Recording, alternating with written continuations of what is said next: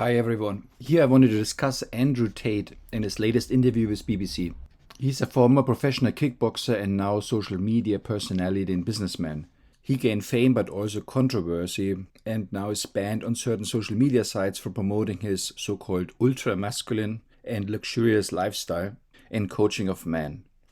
In December 2022, Andrew and his brother Tristan were arrested in Romania along with two women on suspicion of human trafficking and forming a pornographic organized crime ring. After a few months in prison, he is now under house arrest while investigations continue. No indictment has been filed. Here I wanted to analyze a BBC interview at his home while under house arrest in Romania. Why or if he really has a home in Romania, I don't know. But the idea is to analyze the body language and statements and the setup of the interview to understand and interpret the significance and results of this interview. Interestingly, the original BBC version was heavily edited down to 8 minutes, while the original one is 38, with comments turned off, and finally it was taken down, presumably due to the backlash BBC faced. I must admit, as said before this interview, I have not known anything about Andrew Tate. Also, the name was somewhat familiar. So as I have not seen any of his podcasts and shows, I treat the interview as objectively and detached as possible.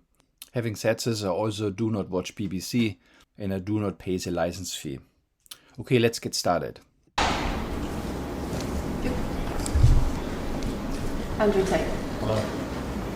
You've agreed to do an interview with the BBC today. Yep. The material is going to be published on television, on radio, online. Perfect. So there are a lot of things to say already, but let's start with her. So she says Andrew Tate, that's how she addresses him. She doesn't say any thank yous or no word of appreciation for doing the interview. And she gives him trivial questions about basic facts he has to agree with. Like said he agreed to do an interview and so on. And each time he is tricked into saying yes. That's a bit like a prosecutor would do in a courtroom during cross-examination. So that already implies somewhat that he's agreeing with the allegations later. Andrew Tate. Hello. So he says hello and smiles, but she just launches into the interview. Andrew Tate. Hello. You've agreed to do an interview with the BBC today. Yep. The material is going to be published on television, on radio, online. Perfect. We are doing an interview with you because you're facing some very serious allegations. Correct. Rape, human trafficking, Yep. and also So you could see he said yeah, even to the rape thing now. He was getting used to saying yes, and she said rape allegation, and he said yes. So that's a trick. So he looks already guilty how it's set up. because there's a great deal of concern about the things you say and the impact that they have on young people, on women. I don't think. So here now he says, he doesn't agree. But the interesting thing is about the interview, she keeps saying effectively the same allegation, hearsay stuff, vague stuff. So it's the end of the interview for 30 minutes or so. This is essentially the whole interview. The old motto of being innocent unless proven guilty is somewhat thrown out of the window. And that has been happening for the last few years. Okay, let's back up a tiny bit. So the whole setup is very interesting. It's a very dark ambient. It looks also quite controlling with the screens. It's apparently in his home, so I don't know why he's in Romania. It's more than a bachelor apartment or man cave. It's more like a dungeon or lion's den. So that's the atmosphere, yeah? And the distance between the two is quite large. And then we see her crouching down, deflated, quite a traditional haircut, haggard almost, starved and oppressed looking. She's a very small person. And then him on the other side, tall, strong, upright, masculine. He's a clear opposite. It's a bit like David against Goliath. Yeah, so it paints her as a good one and him as a bad one. And there are similarities to the BBC interview of Elon Musk, which I did before. We see the voyeuristic reality TV type filming. We see the camera people walking around. We see the setup. We are on the outside. It used to be different for interviews. We were made to believe before said they're just the two people doing this interview and we don't get any sense of what else is going on about lighting and cameras and also logistics. Here we are more distant. That's the new thing BBC is doing. What I don't like about him is that he has this hand gesture we saw also with Elon Musk and many politicians could be interpreted as a Freemason's hand gesture. This whole thing is not set up to bridge any gaps, to enhance communication between the two parties. There's no intention. She has the whole BBC and the whole propaganda machinery behind her. And he probably has also very influential benefactors. Ultimately, they are controlled by the same thing, and they are now played against each other. I would say when you watch interviews with serial killers, you see the serial killers are even treated better than he is. Interviewers, they attempt to be on the side of the serial killer to understand him better, while here there's no attempt at all. The things you say and the impact that they have on young people, on women.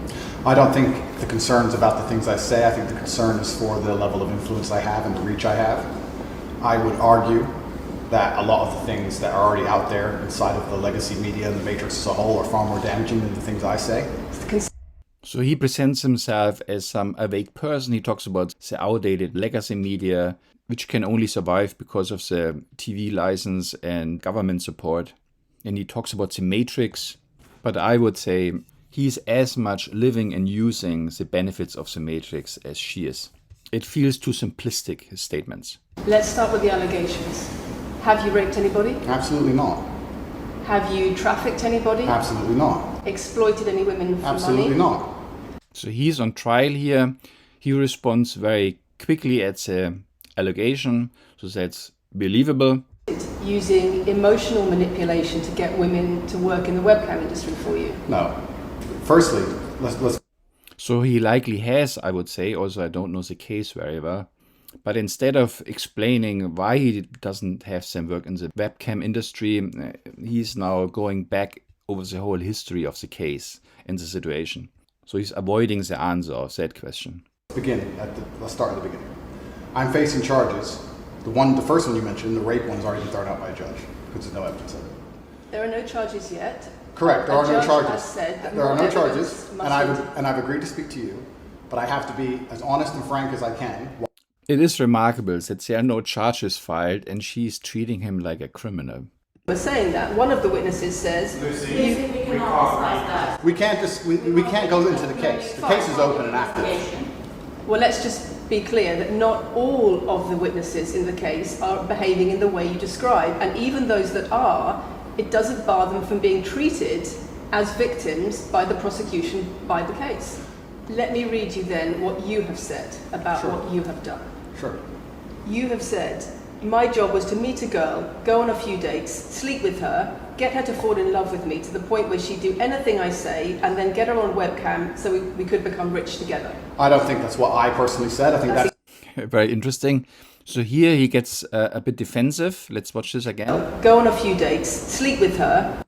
Go on a few dates, sleep with her. So he's getting nervous. He's bouncing up and down with his knee. Get her to fall in love with me to the point where she'd do anything I say, and then get her on webcam so we could become rich together. I don't think that's what I personally said. I think that. I don't think that's what I personally said. So there are a lot of qualifiers. So he doesn't say simply no. He's giving some very convoluted answer. Maybe he doesn't remember. Who knows? However, this answer is not particularly believable. If any female on the planet has a problem with me, I strongly recommend her to go to the police and try and pursue me for criminal charges. It's actually very interesting that me, one of the most famous people in the world, who's been vilified by the... It is interesting. So he uses a lot this finger gesture to effectively get authority to quiet her down. He sometimes speaks over her. And he makes these quite narcissistic statements that he is one of the most famous people and so on. A language reminds me of Donald Trump. If you took any famous person, any man of substantial wealth, and you called 2,000 women who knew him, he'd find an ex-girlfriend is upset, somebody who wants money who's upset. They called 2,000 people who knew me and could not find a single woman to make a new complaint. By repeating her allegation and by being quiet, she's triggering him and he gets angry, he uses his index finger and he speaks over her a little bit. So this is provoked. this type of aggression. Obviously, he's a more aggressive person because, he's a kickboxer. Women we will see what women go to court at the end of this trial. Please? We'll see which women go to court. Can I finish, please? We'll see which women go to court. It's a bit childish because both want the last word. And I'm describing women who have spoken to the BBC at length. Sophie doesn't exist. And other media organisations about what they say is emotional manipulation and coercion. And I'm quoting back to you your Emotional manipulation and coercion. I mean, that's effectively any government, any advertisement company is doing that. So apparently it's not a crime. I'm saying that you should know better as a journalist and do some proper journalism. Let's investigate the fact that I think you should answer my questions properly. I already have, and we should move on. So it feels much more like a cross-examination in court, where the defense, his lawyer, is intervening. This is a very strange interview. You've got children's organisations in the UK, you've got rape organisations in the UK, you've got the police naming you by name. Naming you by name. This is not a legal thing. This is just hearsay and vague allegations. All these organizations can easily be bought and manipulated, man oh man. Every single problem with modern society I'm against. I'm teaching young men to be disciplined, to be diligent, to listen, to train, to work hard, to be exactly like me, with no criminal record, never even yet charged in this 14-month Matrix investigation. And just because the world has gone crazy and the legacy media has gone crazy, most people at home are still relatively sane. And these are the people who are going to write on the comments that Andrew isn't saying anything that's outlandish.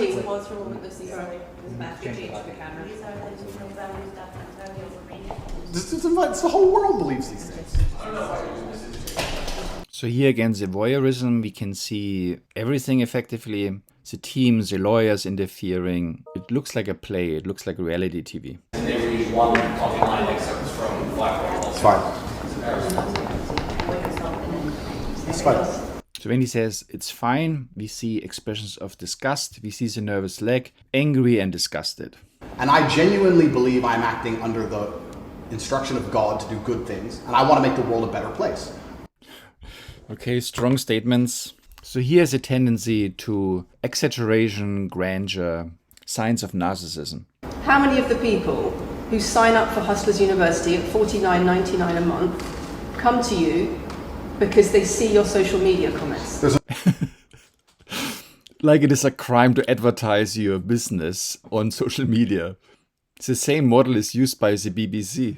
People get pressure to pay the bloody TV license. How many? More abuse. How many?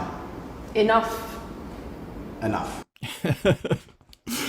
Incredibly vague. And wasn't there a movie Enough where some poor woman fights against her abusive husband? These are key words which trigger certain things in people. And it's a good trick of hers to cite the exact number, $49.99, that makes her look like she knows the facts. Even there's no crime charging.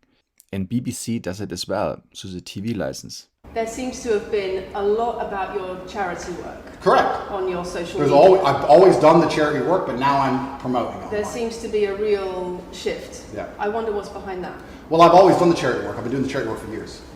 It's interesting. He's now accused of doing charity work. It is often used to disguise something, but the same happened with Bill Gates. After being charged for monopolizing and manipulating the markets, in response, he coined the Bill and Melinda Gates Foundation.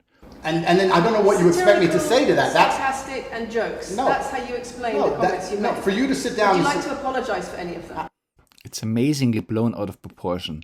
He is accused of being sarcastic and she's asking him to apologize. Yeah, I find it outrageous how the interview is conducted. Luckily, this is completely backfired, this nonsense. And this question about schools being very worried about your...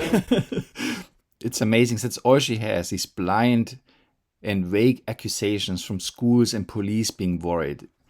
Man, oh man, this is low. That doesn't mean the things I originally said were genuinely out to harm people. Do you really believe you're the most influential man on the face of the planet? I'm the most Googled person on the planet. Do you believe you're the most influential man on the face of the planet? He's accused of being the most Googled man on this planet. Okay, so we see this a lot. There's no conversation really going on. She's just repeating her questions. And he's repeating his answers. So it's a bit like children. I'm the most Googled man on the planet. I think we're done. Yep.